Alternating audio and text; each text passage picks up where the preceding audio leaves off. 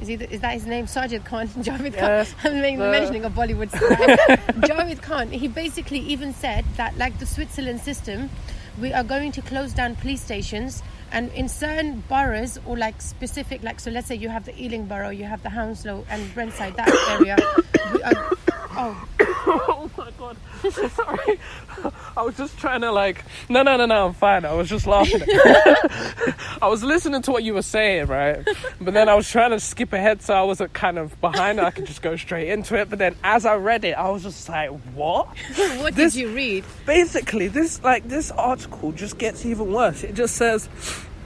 it's just a leave. I thought it was something. It says, alarm raised that department does not know if the police system is financially stable as more criminals escape justice. Wow, alarm raised that department does not know if the police system is... Wow. Okay. You know? Oh, wow, I had to look at that 3 times to make sure that's what it was. What do you mean? What do you mean you don't know if the police force is financially stable? What do you mean you don't know how much the police... what budget? Do you think I think that's just a ridiculous title. It is. I mean, it doesn't give any information, and how can you say that you are not aware of what you're trying to make us aware of? You know, surely you made the cuts and then we realized that there is basically no money around to pay anyone anything extra, and that's why you're taking away the jobs from, you know, the policing when we need it. And then on top of that, you are closing down police stations and you're closing the facilities that actually give us the control. Prisons as well. Prisons, exact same thing. Exact same thing. Like, there's not enough caseworkers out there that go and deal with prisoners and help them in terms of development, and in, you know, even when the guarding system, is because they say they have no money. So how do the audacity they have to say we are alarmed, or there's an alarm that has been raised that we do not know, or we have been kept in the dark about where the money is going. So basically it says here, the Home Office is in the dark about whether the cash-starved police force are in danger of running out of money. I thought they ran out. So apparently auditors raised the alarm about the impact of 8 years of what does that say? Austerity. Yeah, I struggle with that. Warning forces are experiencing financial strains and struggling to deliver effective service to the public. Well, yeah. That's not news to us. No shit. What do you think was going to happen if you take the money away from the departments that need it? Do you know what? Austerity is the worst word to ever use, because when you use the word austerity, you mean? Know that... Okay, so do you know how you have when you're prospering as a country and you're moving forward, and then that means that the country is striving, there's supply, there's sufficient demand for it, and it's engaging. When you say something like austerity, you are basically on the other end of the basically stick, and you're saying that because of the situation we've been in, sort of like, you know, this long depression that started back in 2008, was it? Yeah. And they're saying that because we have still not come out of it, we are now feeling the strain and the possible consequences of basically what that period led to today. So, like, for example, when the American Depression in the 1930s, that was a period they had where basically they had to do the rations, they had to do cuts, and then they had the period afterwards, which was obviously known as the booming period, and then things started surfacing from there. I really hope I got my definitions right. The Wall Street crash and stuff like that. The Wall Street crash, yeah. Yes. And that was literally one of the GCSEs. I'm telling you, you guys taught us something. You did teach us something. And think about it. I mean, why would your country be feeling depression? And like I said, social media once again wins in many ways. We are now aware of what is actually been occurring, and you know, we are not just believing what the news is telling us. We know what can be the actual message behind the news, because we have got that much self-awareness in us, you know. But what more does that say about, like, the government is meant to be a reflection of the people, right? Yeah. So what does that say about the government if the people kind of foresaw this when you were saying, yeah, we're gonna cut here, it's cool, we're just gonna cut here, and we'll just put it here, it'll be fine. You know, that's fine. I'm sure the people will be cool about it. Like, what they need education and police officers on the street. Nah. London's safe, man. London's safe. Like, the kids have got so much prosperity. We used to just have kids in school from up until 16, but now we make sure they're in school up until 18. Like, come on, we're like progressing. Like, here, we can make cuts there. Like, what, creative stuff? Nah. I mean, they can find creative outlets other ways. Like, you know, like some people, if they're just good at rapping, like they might just rap, and you're like poets, they might just write, and like, you know, like they'll find their calling. Like, forget culturing and nurturing it. Nah. We don't need to do that shit. You nailed it, Corey. You nailed it. And then they wonder why we are now in an economic decline. You know, you wonder. Like, you know what? Sometimes I'm full on labor, only because like I'm from the social class in my belief, and I've worked for the 10 years that I did my studies, and you have to.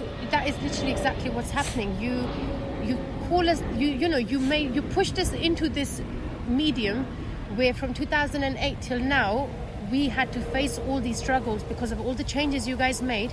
But at what point did you stop making cuts? No way. You know, at what point? Do you know when they say we've got a university like loan, we're in a deficit for that? Why don't you just clear it? Like, you know, the funniest thing is, Minnie, these people who are running a country right now, they all went to university for free, you know? Every single one of them. Oh my God. My business teacher said to me, she goes, when I did my masters, they paid me money to do a masters. And I was like, you for real? Yeah. She's like, yeah. Yeah. And she's like, when you needed to use the NHS system, or like, for example, if you were like, you had a 6-week holiday during your university, anyone can claim benefits. Yeah.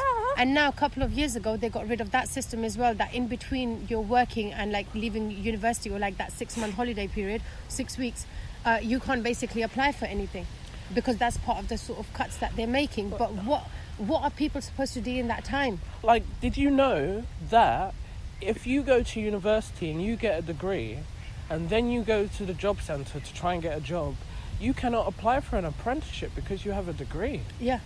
What? Yeah. What do you mean? Can't. What do you mean I can't apply my brother faced that. Literally, my brother faced that. What do you mean I can't apply? I can work hard. You know, I can. I just did 3 years of that. I just did 3 years. So now, like, train me and pay me to get to this job. Nah? What? Do you know where that degree goes when you go and speak to them? It just goes up on the wall at the back. Yeah, literally. That is all the degree becomes. A degree is literally just a piece of paper nowadays. There's people working in McDonald's with a degree. So what? I know there's homeless people out there. If you speak to them, some of them are dentists. Mm-hmm. Some people are qualified. And in Brighton, when I used to speak to the homeless, there was about 3 homeless people I met, and they basically were graduated from university. And one of them had two of them had a law degree, and one of them had a degree in dentistry. And I sat with them and I was like, why is it that you won't go under the system? They said, we won't go under the system because the system is not being used properly. They said back in the days when the NHS came in, we need to really go back and understand what Nye Bevan was trying to say to us. When the NHS came in, it came in for the people that needed it, you know, and now we've ruined that system. And then when we ruin a system, and then the students of our generation go back, Corey, like the people that have just graduated, they screw us over. They say to us, we don't have the jobs, or sorry, you have a qualification, so you don't come under this category. So now that you don't come under this category, we're going to move you to another category, and this category will basically limit you. And the minute you start earning even a penny over this income, we will basically stop giving you the money. And what are you doing? I mean, I just got a degree, and oh, sorry, the degree wasn't enough. I got a master's, and now you're telling me that the master's is not even enough because the country hasn't got enough left for us. Yeah. There is nothing left. I mean, I graduated in 2014, and I got my master's in 2015. And that 1 year period, where basically we needed jobs and we basically were going to get into work. When we started looking, the country said to us, to our faces, because every job, if we ever got an interview, we went to that was related to our degree, there was nothing left, you know. And then you talk about austerity. I mean, there is nothing left. I mean, there is nothing left. And now we're trying to create something. And it's you know? there's literally nothing less to the point.